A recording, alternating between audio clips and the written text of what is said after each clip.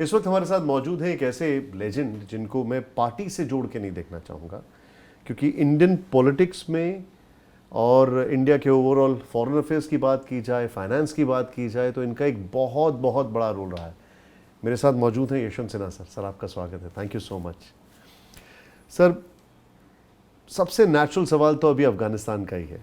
मैं आपसे समझना चाहूँगा कि अभी के जो हालात हैं वहाँ पर कंधार और हेरात में जो हमारे काउंसलेट हैं उस पर तालिबान ने हमला किया, लूटपाट की, हमारे व्हीकल्स ले गए, जो हमारा डेटा है उसको ढूंढने की कोशिश की, बट जैसा प्रोटोकॉल होता है उसको सब नष्ट कर दिया जाता है। आपको लगता है अभी भी कंडीशन थी वहाँ पर हमारे लिए रिस्क लेने की?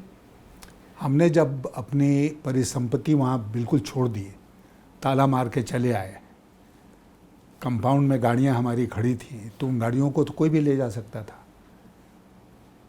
कंधार में और जलालाबाद में हमने अपने कॉन्सुलेट्स को बंद कर दिया। मुझे नहीं पता हेरात और मज़ार शरीफ के जो कॉन्सुलेट्स थे उनको बंद किया, शायद उनको भी बंद कर दिया। काबुल की एम्बेसी बंद हो गई। लेकिन हमें क्या अमेरिका की तरफ भागना चाहिए था अफ़गानिस्तान छोड़कर?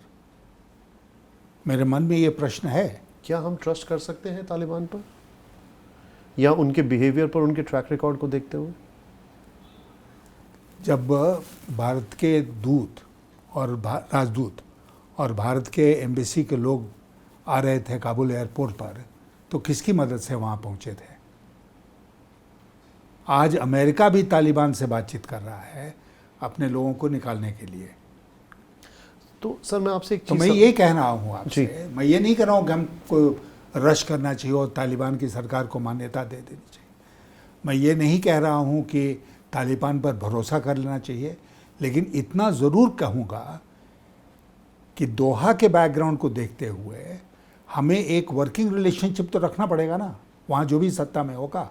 एक स्कूल ऑफ थॉट ये कह रहा है कि जो हमला कर रहे हैं वो तालिबान नहीं हैं, वो आतंकवादी हैं, जो पाकिस्तान के स्पॉन्सर्ड आतंकवादी वहाँ पर पहुँचे हैं।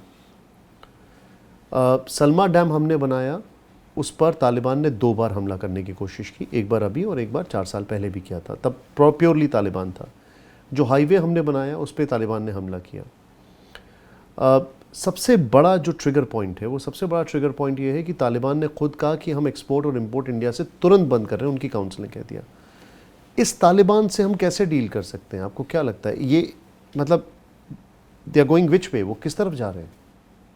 नहीं, आज मुझे लगता है कि हमको जल्दबाजी नहीं करना चाहिए किसी नतीजे पर पहुंचने में, और हमें देखना चाहिए कि आने वाले दिनों में तालिबान का बिहेवियर कैसा रहता है। आप भी अवगत हैं, मैं भी अवगत हूँ कि काबुल के ऊपर कब्ज़ा करने के बाद तालिबान की तरफ से बहुत सारे बयान आए। वो बयान जो थे वो रीएश्योरिंग थे एक माने में, अगर देखा जाए तो।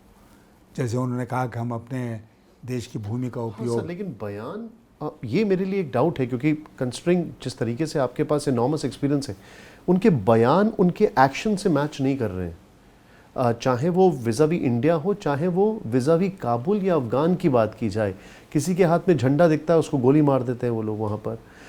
लोग प्रोटेस्ट करते हैं, उनको गोली मार देते हैं। घर से ढूंढ कर अमेरिकन और यूके के जो सपोर्टर्स हैं उनको मार रहे हैं।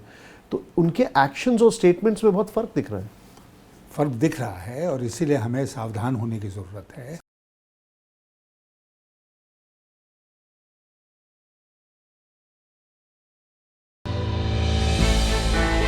हमने की गलती फिर एक बार, कोरोना ने किया दोबारा प्रहार। मास्क, 2 गज दूरी, करें अपनी सुरक्षा खुद।